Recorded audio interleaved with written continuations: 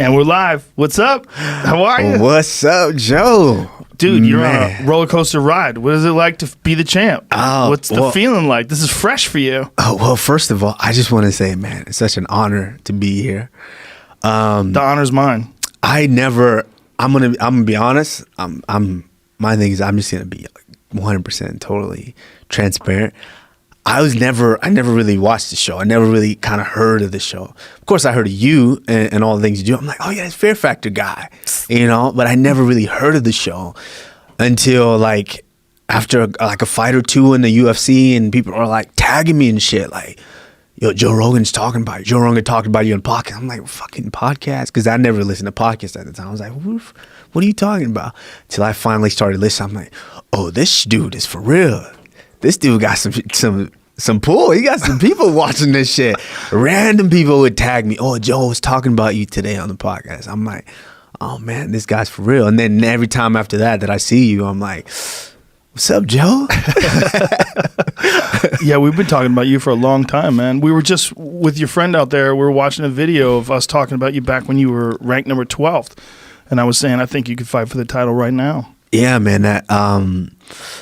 And I like to attest it to. I think, because I went back once I started kind of researching you. I like to go back and do a little research, and I'm like, fucking Joe's been with this sport for the beginning.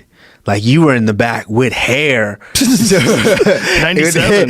Yeah. With hair, freaking interviewing the guys that were during the tournament that were fighting multiple fights at night, and you were interviewing those guys. And I was like, damn, even back then, Joe had skills. Joe was a beast at interviewing these guys. There was no shaking behind it, because one thing about me, I've gotten into commentating and things like that now, and I'm like, dang, Joe, he didn't seem nervous. You were just like a freaking natural at it.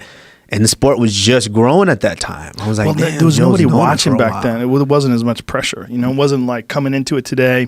Yeah. ESPN, pay-per-view, all that deal.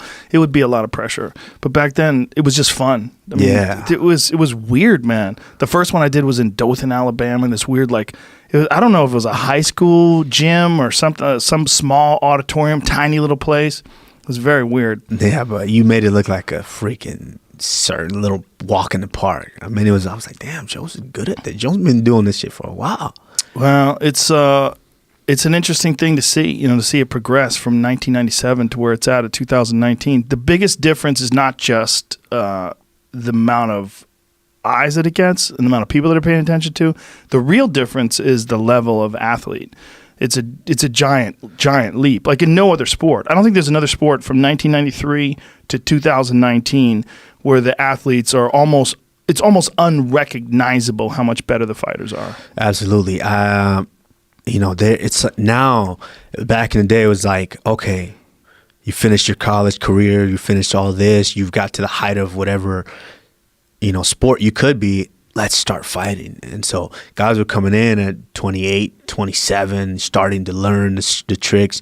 Now you got freaking 10-year-old kids sparring. Yeah. There's all these crazy videos of like little bitty kids fighting in like Russia or other places. Like, they're full on MMA fighting now. Yeah, it's a totally different world. Yeah, whole promotion. I'm like, man, by the time these guys get to 16, 17, they're going to be killers. Yeah, but if you go back and watch like a boxing match from like 93, a world champion boxer like Marvin Hagler, perfect example. Marvin Hagler from the 80s could absolutely hang with middleweights.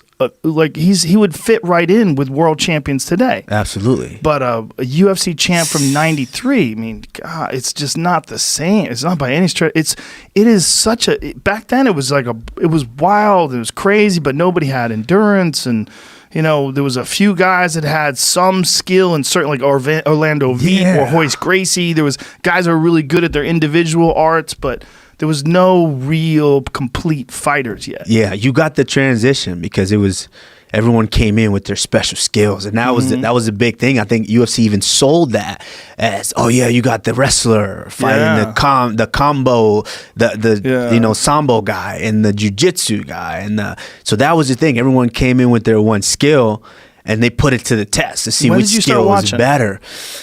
It's freaking crazy, Joe. My first time I ever watched a UFC fight, I was visiting John Jones in college, freshman year.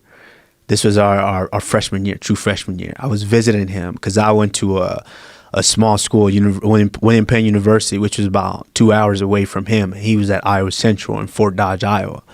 So I went to go spend my fall break a whole week with him, just hanging out, because we had met the previous year in high school, and just, it's two brothers in wrestling. It was like, hey, two brothers, what's up, man? Where you going to school next year? It's like, I'm be Iowa. I was like, yo, me too.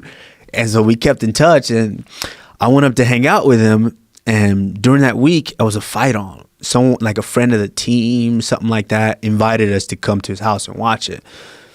And we went over there to watch the fights. I had never really heard of it. I never really cared.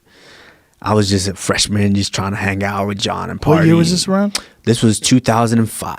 2005. I think, yeah, 2005. So it was like first season of The Ultimate Fighter. Yeah, 2005. So we go, I think it might have been Randy Couture or someone. John just reminded me, but I forgot who was fighting.